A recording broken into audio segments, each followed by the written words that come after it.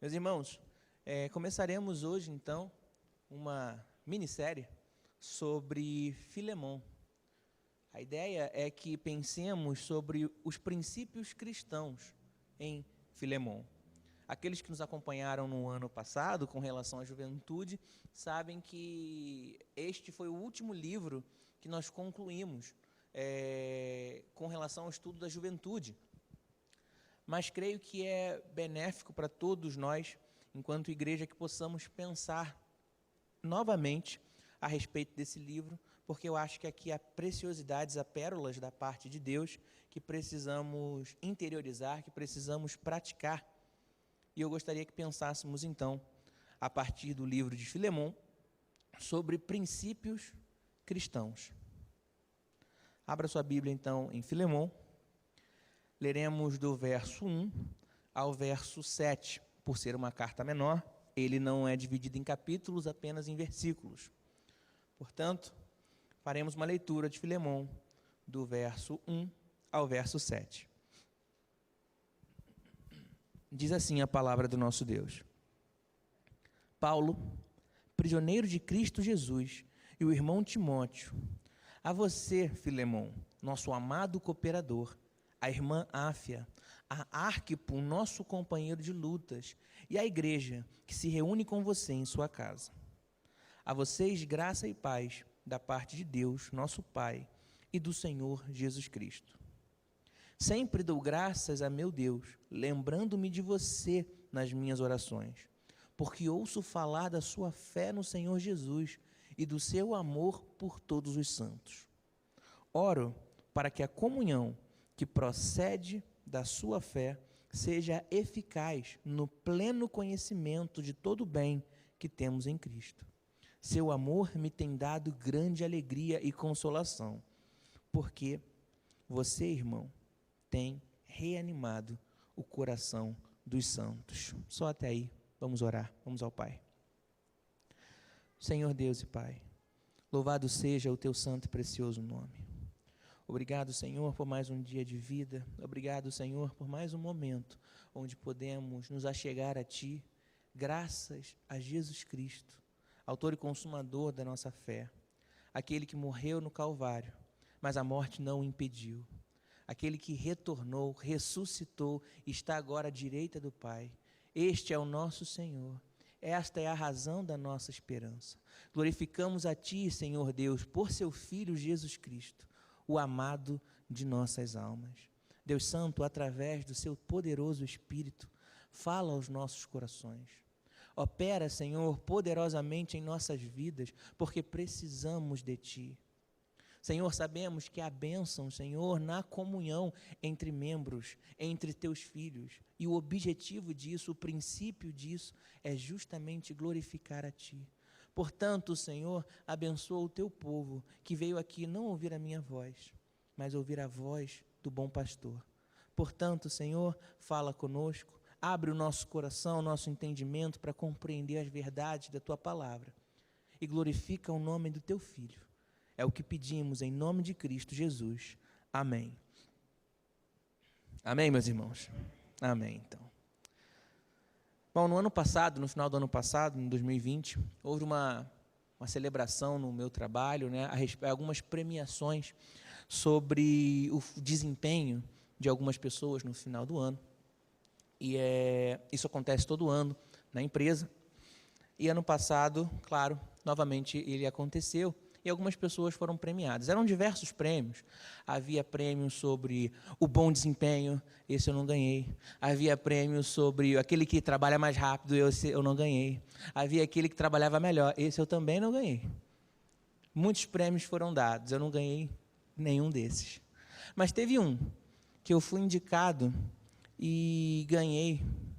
E fiquei contente de ganhar. E os irmãos me conhecem, vocês sabem que eu não gosto de falar muito sobre méritos meus, pessoais. Eu creio que não há mérito nenhum, em nenhum homem que ele possa glorificar ou que ele possa dizer que seja maior do que o mérito do Cordeiro.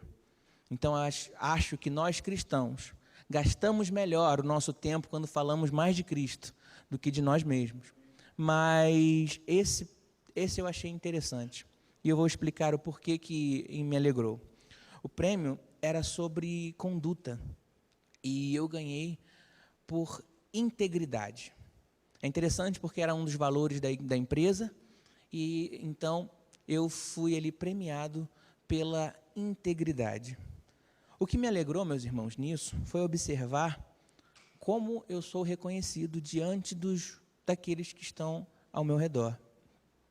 Porque quem deu esse prêmio ele não foi dado pela gerência, não foi dado pelos superiores, mas por votação. Então, aqueles que trabalham comigo, os colegas do trabalho, acham que quando o assunto é integridade, eles podem mencionar o meu nome. Isso me alegrou muito, meus irmãos. Por quê? Porque até alguns anos atrás, ser cristão era sinônimo de integridade.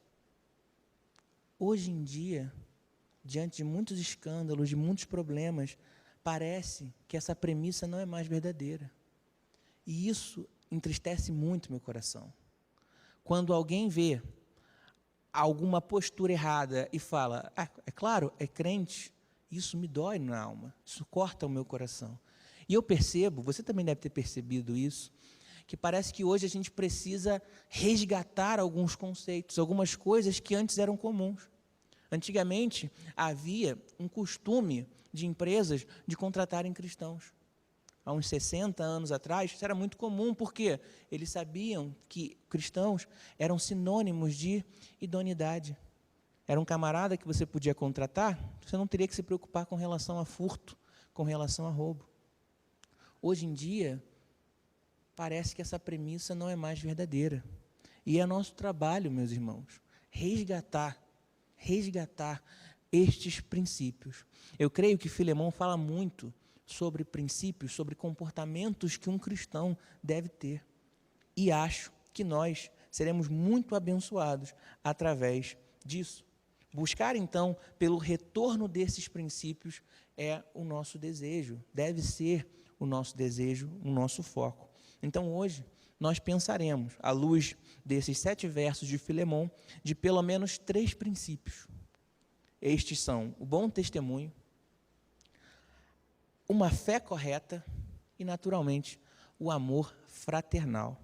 Antes disso, algumas informações que são relevantes a respeito do livro é que ele foi escrito por volta do ano 60 depois de Cristo. O destinatário é Filemão, e nós sabemos que Filemão ele é um cristão abastado, ele tem posses, ele tem recursos, né? A gente sabe disso porque o texto diz que ele é possuidor de servos, vide o próprio Onésimo, que também é essência dessa carta, e o fato de que a igreja de Deus se reunia em sua casa. Era um homem, então, que abria as suas portas para receber o povo de Deus. Ele era natural da cidade de Colossos. É interessante saber que, quando Paulo escreve a carta a Filemão, ele também escreve outras cartas, enquanto ele está preso em Roma. São as cartas aos Efésios, Filipenses e Colossenses. Então, Paulo, além de escrever essa carta a Filemão, escreve essas outras 3 cartas também. E é importante notar que, se Filemão é natural de Colossos, a carta aos Colossenses diz respeito a eles também. Se Paulo escreve hoje a carta aos curitibanos, diz respeito a todos nós, porque estamos reunidos em Curitiba. Mas se ele escreve a carta ao pastor Faustino, não significa que a primeira carta também não é para ele, porque o pastor Faustino, ele é o pastor Faustino e curitibanos, tá? Ele se reúne com a igreja em Curitiba. Então, perceba que há 2 cartas direcionadas a Filemão. É claro que a carta de Colossenses é para Filemão e de Filemão também é para a igreja, porque essas cartas elas se alinham, elas se convergem e acabam abençoando todo o corpo. Mas Filemão, caso tivesse atento à sua carta, a carta aos Colossenses, ele entenderia melhor a carta a Filemão.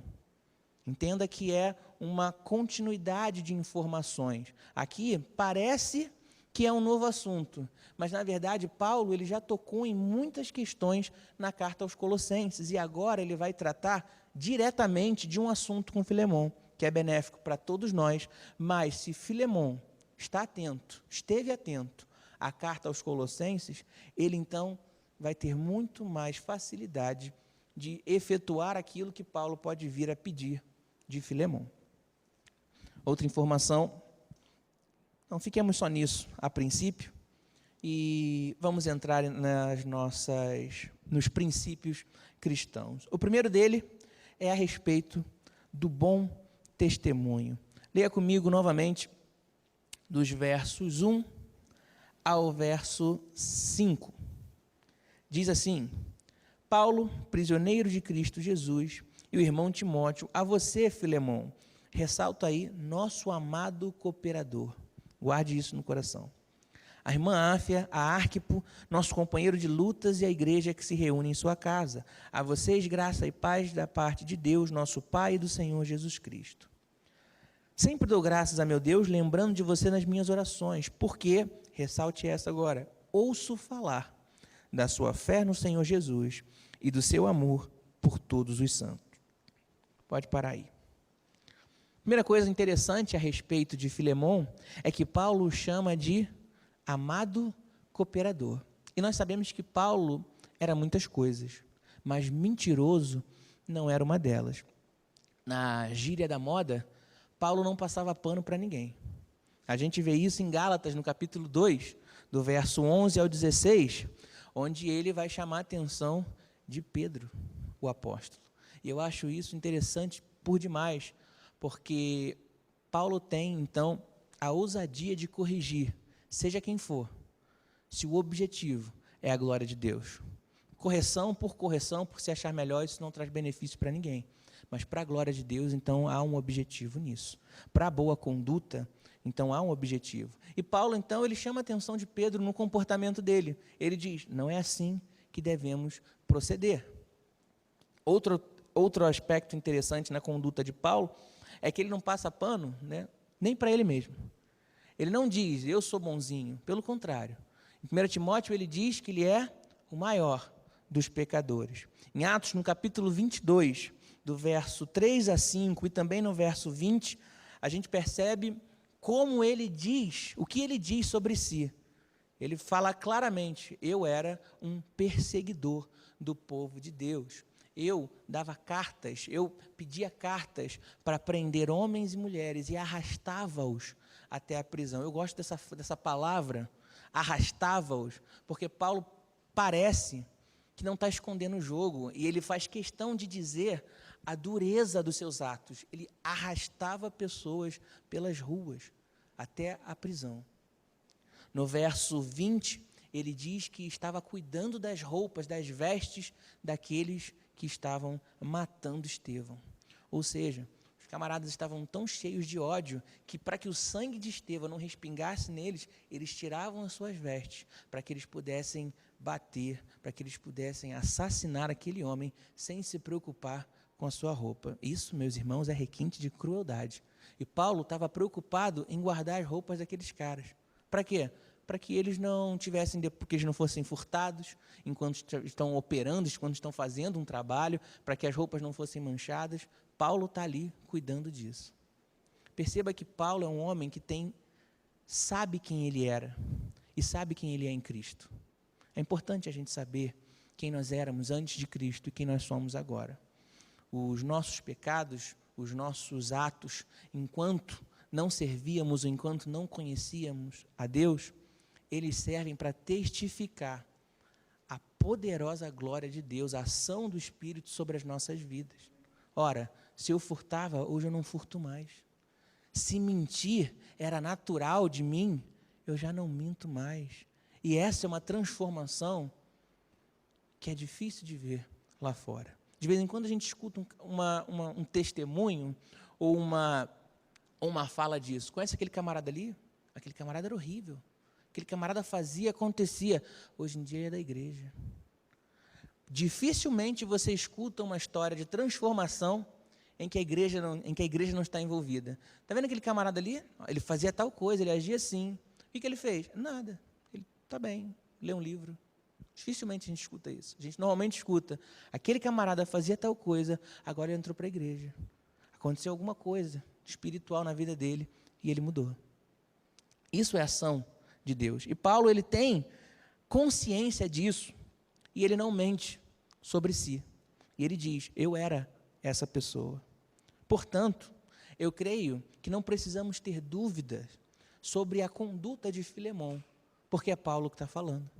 O mesmo Paulo que não passa pano para ele, que não arruma desculpas para os seus erros, ele agora está chamando Filemão de amado cooperador. Paulo também não desperdiça palavras. Então, se ele diz que ele é amado e que ele coopera mesmo. E essa é uma prerrogativa da pessoa de Filemão. Ele é conhecido pela sua cooperação.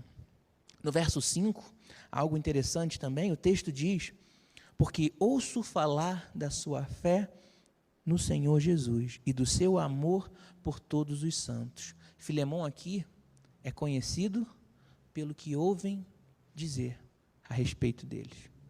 Paulo disse, eu ouço falar da sua fé e do seu amor. Mas ele poderia dizer outra coisa, eu ouço falar da sua boa conduta. Eu ouço falar de ti. E a minha pergunta é, o que as pessoas têm dito de nós? O que outras pessoas têm ouvido falar de nós? Essa deve ser, meus irmãos, uma preocupação crucial na nossa caminhada cristã, porque aquilo que falam de ti é determinante para o teu testemunho. É claro que existem aqueles que mentem, existem aqueles que te perseguem, mas como o próprio Paulo diz, se te perseguem, que seja pelo Evangelho, que fique claro que falam mal de ti pelo Evangelho. Há pouco tempo atrás, alguém veio reclamar de mim, de uma pessoa, para mim de uma pessoa. Olha, Augusto, você poderia conversar com tal camarada? Ele está muito estranho, ele está muito problemático. É mesmo? Ele está muito problemático, ele está chamando todo mundo de pecador. Bom, até aí nós somos todos pecadores. Não, mas ele está dizendo que todo mundo vai para o inferno. Bom, se não conhecermos a Cristo, é para lá que nós vamos. Não, ele está ficando agressivo. Opa, então agora eu começo a perceber talvez um problema. E aí agora a gente começa a ver se esse camarada realmente trilha por um bom caminho ou não. Mas até então, o que estavam me dizendo do rapaz não determinava ainda se o camarada tinha uma conduta ruim ou boa. Por quê? Todos somos pecadores. Se nós somos conhecidos porque pregamos o Evangelho, amém. Se dizem que nós somos maus porque pregamos o Evangelho, amém também. O que não pode acontecer é dizer que nós somos maus porque furtamos, porque mentimos.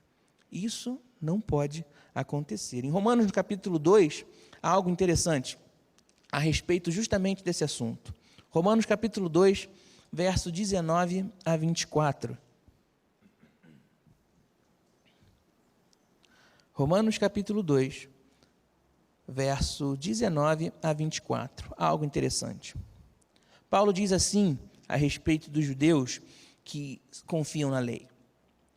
Você está convencido de que é guia de cegos, luz para os que estão em trevas, instrutor de insensatos, mestre de crianças, porque tem na lei a expressão do conhecimento da verdade. Então, você que ensina aos outros, não ensina a si mesmo? Você que prega contra o furto, furta? Você que diz que não se deve adulterar, adultera? Você que detesta os ídolos, rouba-lhes os templos? Você que se orgulha da lei, desonra a Deus desobedecendo a lei? Pois como está escrito, o nome de Deus é blasfemado entre os gentios por causa de vocês. Quando me converti, ou quando fui convertido, esse texto me tirava o sono. Era um texto que eu me assustava, porque eu dizia, legal, agora eu assumi um compromisso, e dependendo do que eu fizer, não é só o meu nome que está em jogo, é o nome de Deus também. Então, dependendo da minha conduta, o nome de Deus pode ser blasfemado. E precisamos levar isso em consideração antes de qualquer ação, antes de cada atitude, porque tudo isso será levado em nosso testemunho. Em Atos, no capítulo 9, verso 19, acontece algo também interessante. Eu quero ler com os irmãos. Estava em Romanos, você vai recuar só um livro. Atos capítulo 9, verso 19. Nós vimos no capítulo 2 que de Romanos, uma conduta inadequada envergonha a Deus e dá margem para o pecado de muitos.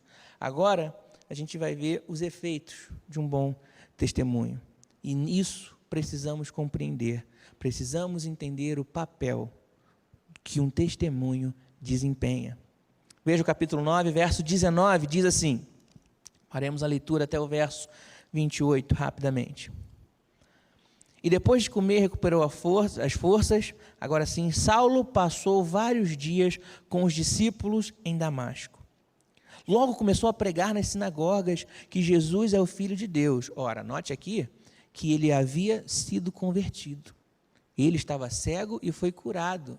E diante disso entendeu o seu chamado e começa a pregar o evangelho. É um homem que há dias atrás estava em Damasco com o objetivo de promover prisões, de estar contente com assassinatos de cristãos. Agora, a partir do verso 20, o texto diz que ele está pregando nas sinagogas que Jesus é o Filho de Deus. Verso 21, todos que o ouviam ficavam perplexos e perguntavam, não é ele o homem que procurava destruir Jerusalém e aqueles que invocavam este nome, o nome de Jesus? E não veio para cá justamente para levá-los presos aos chefes dos sacerdotes? Todavia, Saulo se fortalecia cada vez mais e confundia os judeus que viviam em Damasco, demonstrando que Jesus é o Cristo. Meus irmãos, para aí. O seu testemunho pode confundir muita gente, que seja para o bem. Ué, mas é ele que está fazendo isso? Deve ser interessante pensar nisso, a confusão daquelas pessoas. Todo mundo sabia, Saulo está vindo aí, se esconda, corra. Ele não perdoa ninguém. Alguém vai ser preso, ele não vai descansar enquanto alguém não for arrastado, porque ele persegue os discípulos do nome de Jesus, e agora ele está pregando sobre o nome de Jesus. Isso confunde qualquer um. Que o seu testemunho seja para causar essa confusão também. Verso 23, decorridos muitos dias, os judeus decidiram de comum acordo matá-lo, mas Saulo ficou sabendo do plano deles. Dia e noite, eles vigiavam as portas da cidade a fim de matá-lo, mas os seus discípulos o levaram de noite e o fizeram descer num cesto, através de uma muralha. Agora sente o drama. Quando chegou a Jerusalém, tentou reunir-se aos discípulos, mas todos estavam com medo dele, não acreditando que fosse realmente um discípulo. Então Barnabé o levou aos apóstolos e lhes contou como, no caminho, Saulo vira o Senhor, que lhe falara, e como em Damasco ele havia pregado corajosamente em nome de Jesus. Assim Saulo ficou com eles e andava com liberdade em Jerusalém, pregando corajosamente o nome do Senhor Jesus. Que interessante. A garantia de Paulo foi o testemunho de Barnabé. E o testemunho de Barnabé só foi ouvido porque ele era alguém que dava bom testemunho. Em Atos, no capítulo 11, no verso 24, a respeito de Barnabé, dizem, ele era um homem bom, cheio do Espírito Santo e cheio de fé. Perceba, Paulo agora quer pregar. Paulo sabe que está sendo perseguido, mas não tem para onde ir, porque seu testemunho anteriormente era ruim. Todavia, um homem bom, um homem de boa conduta, faz um voto, vota por ele. Não, esse é um cristão agora. Deus foi até ele. E esse homem só é ouvido porque tem uma boa conduta. E Paulo agora encontra liberdade e segurança para pregar diante de um testemunho bom. Em Lucas 7, versos 15 a 18, o Senhor Jesus ele diz algo poderoso a respeito dos falsos profetas. Lucas 7, verso 15 a 18, diz assim,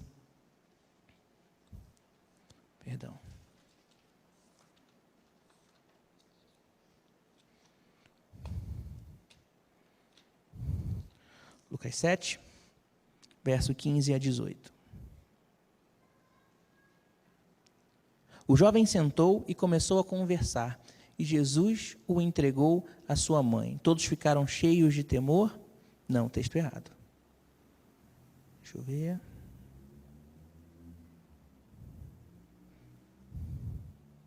Não, não é esse texto.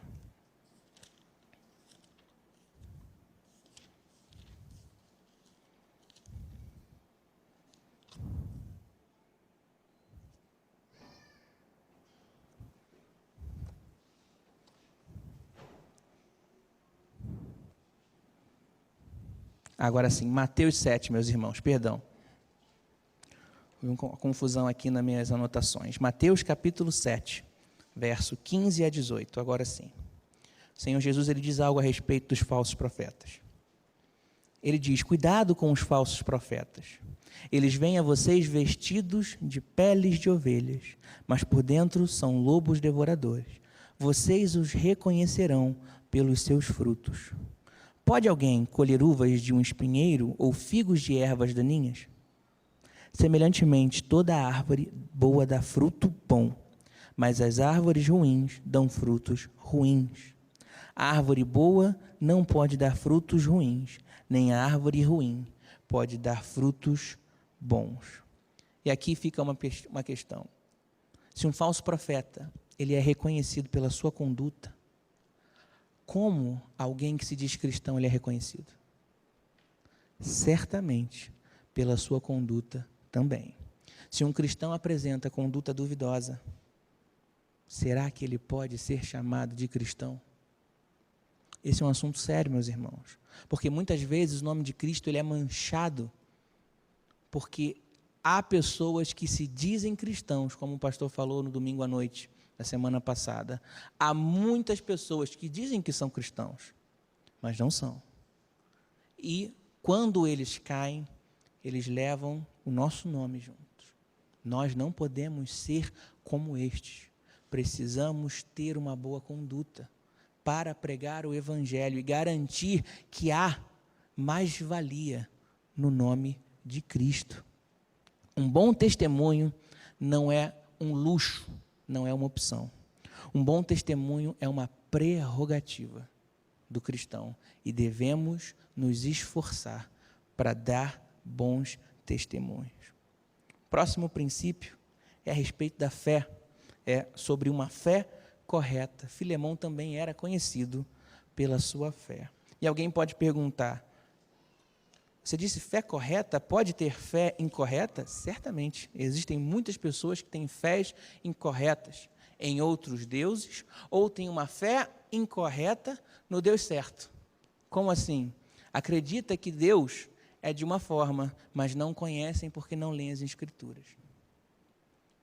Minha irmã sempre conta sobre uma história triste que ouviu certa vez numa igreja, sobre uma moça que mal compreendeu as Escrituras e entendeu que se ela tivesse fé e desejasse, ela teria todas as coisas.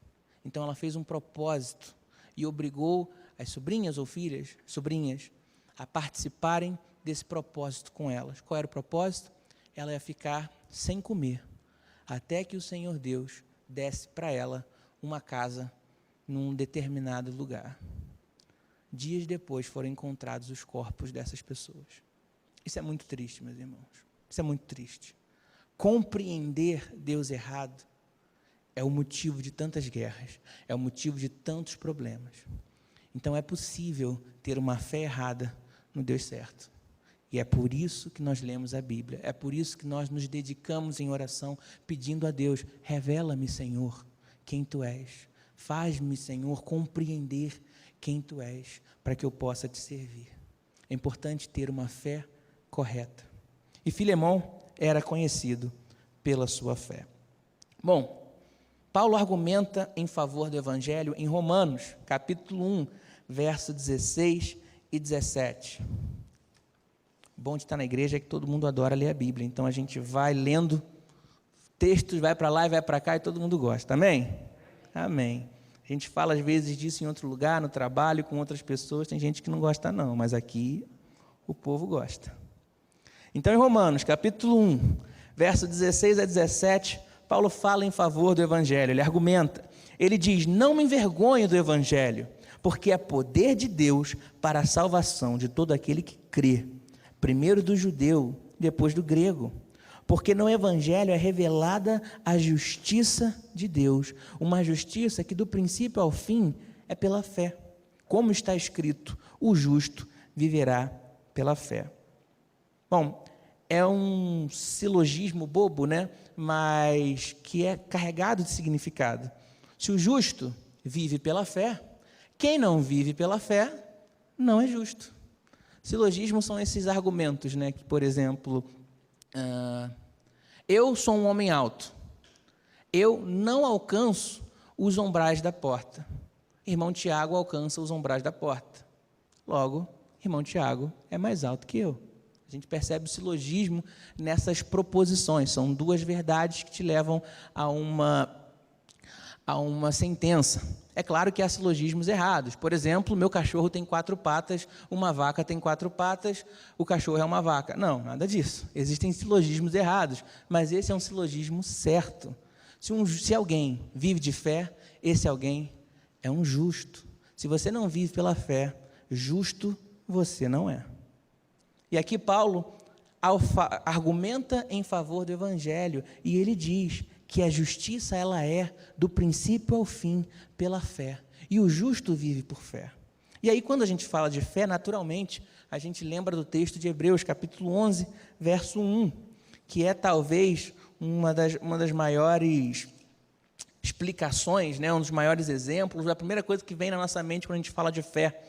Hebreus capítulo 11, verso 1 diz assim: ora, a fé é a certeza daquilo que esperamos e a prova das coisas que não vemos. A fé é a certeza daquilo que esperamos e a prova das coisas que não vemos. E aí pode ficar um pouco confuso compreender isso, essa frase, mas eu gosto da explicação de Sproul, um reverendo presbiteriano, que fala sobre esse verso. Ele explica de maneira interessante.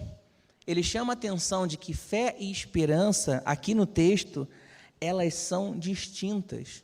E a chave para entender o texto é essa distinção.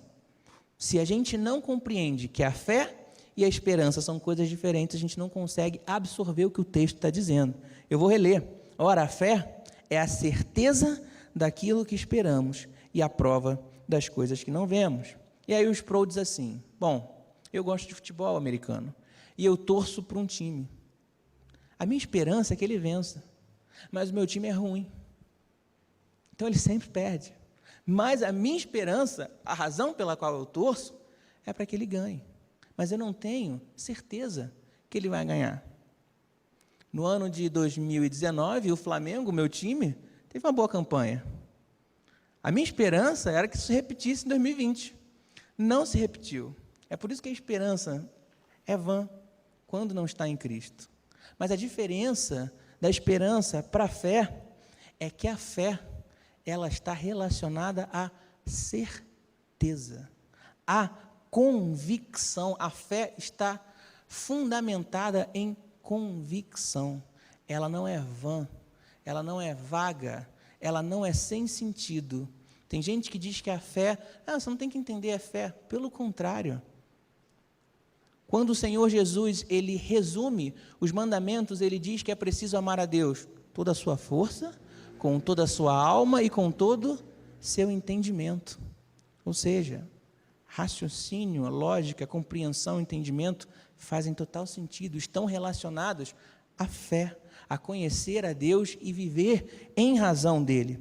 Mas aqui o Sproul, ele diz que a fé, ela está fundamentada em algo. Embora não vejamos, ela tem um fundamento. E o fundamento é o autor e o consumador dessa fé, que é Jesus Cristo. No domingo à noite, nosso pastor, ele fez uma exposição sobre Hebreus capítulo 12, do verso 1 a 3. E no verso 2, há essa sentença. O autor e consumador da nossa fé, Jesus Cristo. Ou seja, a minha fé, ela só faz sentido em razão daquele pelo qual a minha fé está alicerçada. Você nota que uma criança não tem medo de pular de um lugar alto nos braços dos seus pais, Porque ela tem convicção de que os pais não vão deixá-la cair. Elas até pedem, me joga para o alto, pai, me segura, me pega. Há uma convicção completa de que elas não vão estar no chão. A nossa convicção está fundamentada em Jesus Cristo, razão pela qual estamos aqui. Sem Ele, não há sentido. E agora eu pergunto, como vive alguém com certeza de sua esperança? Se você sabe que aquilo que você espera é certo, como é a sua conduta? Como você vive? Você já deve ter notado isso, eu notei também, mas às 11h59 da noite, do dia 24 de dezembro, uma força apodera as crianças, e elas enlouquecem, esperando da meia-noite, para poder abrir presente, não é verdade? É difícil até de conter a criança nesse momento, quando dá 11h59, ela já começa a subir pelas paredes, ela começa a cercar a árvore, ela começa a chamar os primos, e tem gente que está querendo abraçar e ela não quer abraço, ela quer rasgar ali o presente, porque ela tem convicção de que o presente dela chegou. A alegria difícil de conter, porque a criança sabe que ela vai receber aquilo. Como é a nossa conduta, meus irmãos, uma vez que a nossa esperança é certa? Como temos vivido? É claro que isso não significa que não teremos momentos de tristeza em nossa vida, mas certamente esses momentos são passageiros, certamente, porque Cristo, pela alegria que lhe fora proposta, e essa foi a explicação do texto de Hebreus, que o nosso pastor deu semana passada, suportou a cruz, desprezando a vergonha, e assentou-se à direita de Deus. E como o pastor bem disse, qual é a alegria que fora proposta a Cristo? A salvação da humanidade, a salvação do seu povo. Então, meus irmãos, apesar de tristezas, elas têm que ser passageiras, porque a nossa alegria está em Cristo Jesus. A nossa fé, a nossa certeza está naquele que foi até a morte, e morte de cruz, e garantiu-nos salvação. Por isso eu repito, crentes que não têm fé, crente não é. Pense nisso, meus irmãos, é necessário desenvolver a nossa fé, e ela tem que estar bem fundamentada e ser de testemunho para as nossas vidas. Conhece aquele irmão? Aquele tem fé. Deve ser bom ser conhecido assim. Conhece o irmão tal? Aquele ali tem fé. Lembre-se disso. Caminhando, último princípio sobre o amor fraternal. E ao retornar para Filemon, no verso 4, Paulo diz, sempre dou graças a meu Deus, lembrando-me de você nas minhas orações, porque ouço falar da sua fé no Senhor e do seu amor por todos os santos. Oro para que a comunhão que procede da sua fé seja eficaz no pleno conhecimento de todo o bem que temos em Cristo. Seu amor me tem dado grande alegria e consolação, porque você, irmão, tem reanimado o coração dos santos. Bom, quando minha mãe era mais nova e frequentava uma igreja, ela dizia que havia um irmão que ele dizia a seguinte máxima constantemente: quer conhecer os irmãos da igreja, os homens? Quer conhecer esses irmãos de verdade? Marca um futebol com eles, coloca eles para jogar bola. Ali você vai conhecer quem são seus irmãos de verdade, o comportamento deles. Ela sempre disse isso para mim. E quando eu não era cristão e criança eu ria. Depois que eu cresci, isso me dava raiva.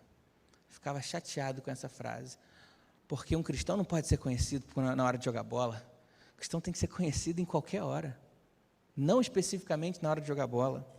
E é muito triste, quando você vê um homem grande, feito, adulto, mentindo por causa de um jogo de futebol. É terrível, é terrível. Minha confiança se esvai. Meu irmão, a bola bateu no teu pé, lateral. Não, não bateu não. Meu irmão, a bola subiu 2 metros de altura, bateu no teu pé. Não, não bateu. Como é que eu encaro esse homem? Parei de jogar muitos futebols depois que me converti por conta disso. E a resposta das pessoas era sempre a mesma: Augusto, você é muito exigente. Você tem que entender que é uma brincadeira. O sangue está quente. Aí eu dizia: o meu sangue está quente. E o meu sangue quente me diz que isso é inadmissível. Nós somos cristãos. Não pode alguém passar pela rua agora e ver a gente trocando soco por causa de jogo de futebol, meus irmãos. E alguém me dizia: você é muito exigente. Será? O problema está em mim. Está em mim. Ver dois homens que se abraçam, brigando por causa de um jogo. Há um momento na Bíblia onde Paulo e Barnabé se desentendem, grandes amigos, mas o desentendimento deles é a respeito da pregação do Evangelho. O desentendimento deles é porque João Marcos abandonou-os no momento de dificuldade, quando tinham que pregar o Evangelho. E Barnabé disse: vamos levá-lo de novo. E Paulo disse: com ele eu não vou. Esse homem abandonou a gente. E Barnabé diz: meu irmão, é preciso saber perdoar. E começa uma discussão em que ambos caminham, cada um, caminha para o seu lado. Aprove Deus que neste caso Barnabé estava certo. João Marcos foi muito útil para Paulo. E em 2 Timóteo, no final da carta, Paulo faz questão de dizer isso. E há João Marcos, que me é muito útil. Ou seja, nesse debate, Barnabé estava com a razão. É preciso perdoar. Porém, perdoar não é compactuar com o erro. Graças a João Marcos que nós temos o Evangelho de Marcos, escrito por ele. Foi uma bênção. A gente precisa entender também que o perdão, ele é uma prerrogativa, ele é um princípio do cristão. Nós falaremos sobre isso na semana que vem. Mas, todavia, não podemos ser levianos com comportamentos. E, certamente, entre irmãos, não é possível, não é devido que haja mentiras, que haja agressões, que hajam desentendimentos. Meus irmãos, a gente não pode se desentender. Somos filhos do mesmo Pai. É claro que haverão momentos onde precisaremos alinhar algumas coisas, mas precisamos alinhá-las. Não podemos permanecer nesse erro. Imagina isso. Somos da mesma igreja e não nos falamos. Meus irmãos, isso não faz sentido nenhum. Isso não faz sentido nenhum. Quando acusaram Cristo de expulsar demônios em nome de Satanás, a resposta de Cristo foi: um reino dividido não se sustenta. Eu não posso expulsar demônios em nome do demônio. Do que você está falando? É preciso haver entre nós, meus irmãos, esse amor fraternal. Precisamos ser conhecidos, pelo povo que se ama, pelo povo que vai além, pelo povo que faz mais. Filemão era conhecido pelo seu amor para com os santos. Em Filipenses, capítulo 1, verso 23 e 24, Paulo diz algo interessante. Já estou perto do fim. Mais 40 minutos, estou brincando. Filipenses capítulo 1, verso 23 e 24, diz assim: estou pressionado dos dois lados, desejo partir e estar com Cristo, o que é muito melhor. Contudo, é mais necessário, por causa de vocês, que eu permaneça no corpo. Eu acho essa dualidade de Paulo tão interessante. É um homem que compreende tanto que a melhor coisa que pode acontecer com ele é estar com Cristo, mas compreende tanto a sua necessidade, a sua vocação, que ele prefere adiar, que ele prefere, é claro que o caso não é que ele tenha voz de escolha aqui, mas ele entende que é melhor que ele veja Cristo depois. Isso é muito interessante, e eu sempre falo isso. Cristão que fala: não, eu vou servir a Deus, mas primeiro eu preciso casar, eu preciso fazer tal coisa. Meu irmão, nada é melhor do que conhecer a Cristo, do que ver Jesus. Tem gente que fala: Jesus pode voltar, eu quero, mas depois do meu casamento. Meu irmão, o casamento mais bonito é entre a noiva e o cordeiro. Não podemos nos preocupar com nenhuma outra coisa, ou adiarmos isso. Quem adia a alegria? Olha, eu tenho uma passagem para você, mas só vai acontecer no sábado, cruzeiro. Não, coloca ano que vem. Quem que adia alegria? Ninguém adia alegria. Conhecer a Cristo, estar com Cristo é a maior razão de alegria, é o momento mais alegre de nossas vidas. Porém, Paulo diz, por causa dos meus irmãos, é melhor ficar mais um pouco, para que vocês caminhem melhor. Em Romanos capítulo 9, Paulo dá um passo interessantíssimo. Ele diz, eu preferiria, por amor dos meus irmãos, ser separado de Cristo. Olha que loucura. Ama tanto seus irmãos que ele diz, eu preferiria ser separado de Cristo, para que vocês estivessem com Ele. Essa deve ser a nossa conduta. Na semana passada, a irmã Adriana, ela nos trouxe um vídeo à noite de uma irmã que está pregando o Evangelho num lugar terrível. Uma moça não pôde nem colocar o seu rosto, porque senão vão matá-la. Não só isso, vão violentá-la, é bem provável. No país onde ela está, esse tipo de coisa acontece. E ela colocou um vídeo pedindo ajuda, pedindo recursos. Meus irmãos, dinheiro é muito pouco em função de uma vida. Aquela moça está longe da família. Não pôde mostrar o rosto para nós, ela botou a foto da cortina. Se isso não queima teu coração, tem alguma coisa errada. Ela está ali para proclamar o Evangelho do Senhor Jesus Cristo, por amor aos nossos irmãos que ainda não conhecemos, pessoas que ainda vão se converter, povo de Deus. Precisamos responder em amor os nossos irmãos. Quando entrei nessa igreja, o que me chamou a atenção, a primeira coisa, sobretudo, foi o amor dos irmãos. Assim que eu cheguei na igreja, eu fui bem recebido. Carona, alguém quer carona? Meus irmãos, que igreja abençoada para carona, hein? Que igreja abençoada para carona. Deixar de ir para a igreja aqui por questão de carona não é um problema. Eu já tive igrejas que eu gostaria de ir, mas não tinha carona. Aqui, se deixar, o irmão Antônio coloca todo mundo na Kombi dele e traz para a igreja. Meus irmãos, isso é sinal de um coração amoroso. É assim que devemos ser. Em Filipenses 2, verso 4, diz, cada um cuide não somente dos seus interesses, mas também dos interesses dos outros. E será que podemos dizer isso? Filemão era conhecido porque ele reanimava o coração dos santos. Olha para cá, está tudo bem? Olha para cá, está tudo bem. Só uma criancinha batendo na porta. Atenção. Filemão era conhecido porque ele reanimava o coração dos santos. Isso é muito, muito precioso.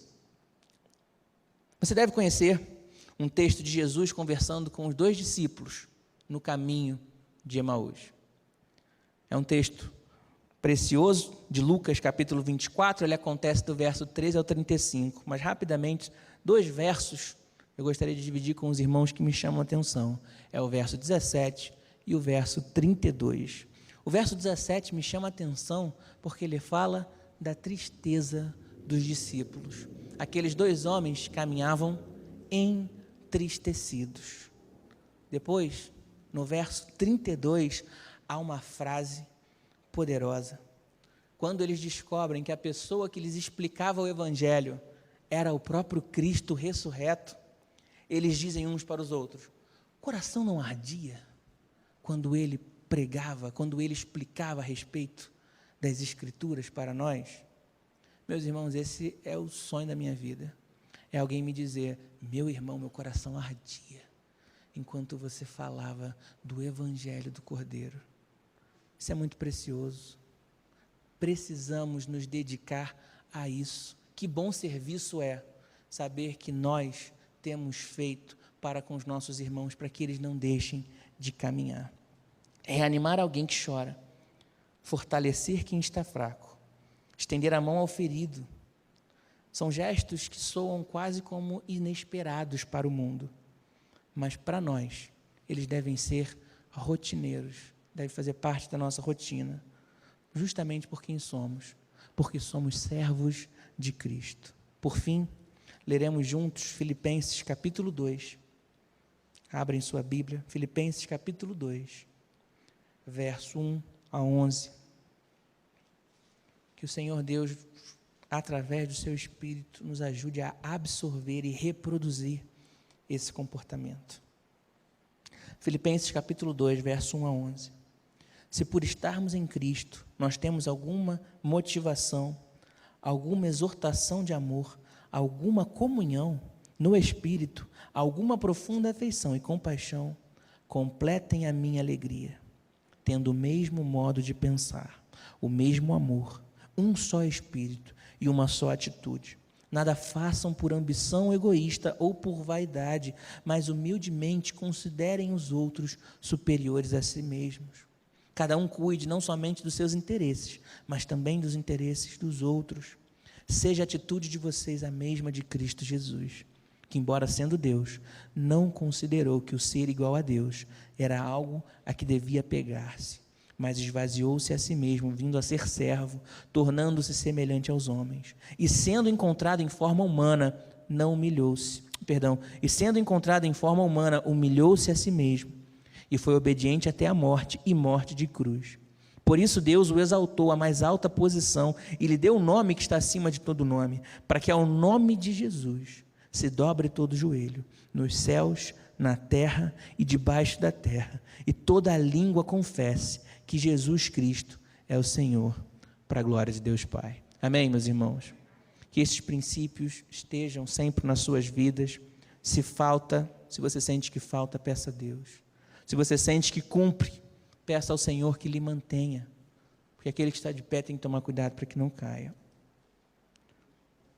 Aplicações finais: dê bom testemunho, seja exemplo para a glória de Deus, desenvolva a sua fé, alegre-se nela e expresse a alegria de sua salvação, e evidencie o seu amor para com os seus irmãos.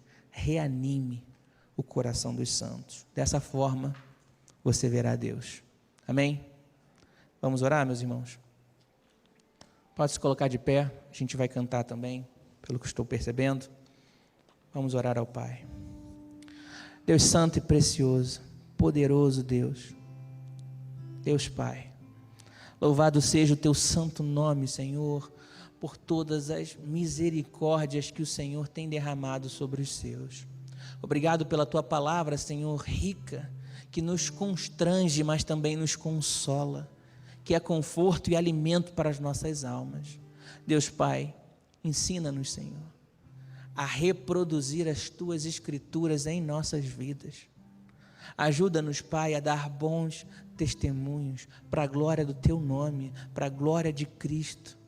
Aumenta, Senhor, a nossa fé, porque tu sabes que às vezes há momentos que parecem ser maiores. Mas, Deus Santo, se o Senhor agir, tudo é capaz de mudar. Portanto, Senhor, aumenta a nossa fé. Dá-nos, Senhor, essa certeza em nossa alma, de que maior é o que está em nós do que aquilo que está no mundo, Senhor. Fortalece, Senhor, os cansados. Ajuda-nos, Senhor, a abraçar e a amar os nossos irmãos, para que caminhemos juntos a corrida que nos está proposta, para que vejamos a Cristo e que jamais sejamos separados dele. Abençoa-nos, Senhor, leva os nossos irmãos em paz, em segurança, para os seus lares, e nos traga de volta no domingo à noite, para que possamos continuar celebrando e cantando em favor do teu nome, Senhor amado. Pedimos isso em nome de Cristo, autor e consumador da nossa fé, e nós, enquanto igreja, dizemos amém.